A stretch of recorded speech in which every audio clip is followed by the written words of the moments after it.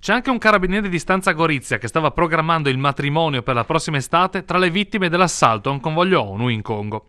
Nell'attacco di un comando terroristico sono rimasti uccisi 2 nostri connazionali, l'ambasciatore italiano Luca Attanasio e un carabiniere di 30 anni, Vittorio Iacovacci, appartenente al 13° Reggimento Carabinieri Friuli Venezia Giulia di Gorizia, in servizio nel reparto isontino dal 2016. Insieme a loro è morto anche l'autista del mezzo su cui viaggiavano.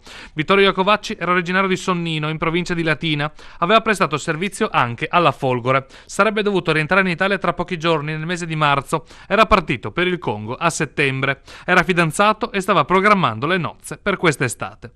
La Procura di Roma ha aperto un fascicolo di indagini in relazione alla morte di Attanasio Iacovacci. Nel procedimento, coordinato dal procuratore capo Michele Prestipino, lo stesso magistrato che ha condotto l'inchiesta sull'uccisione al Cairo di Giulio Regeni, si procede per sequestro di persona con finalità di terrorismo.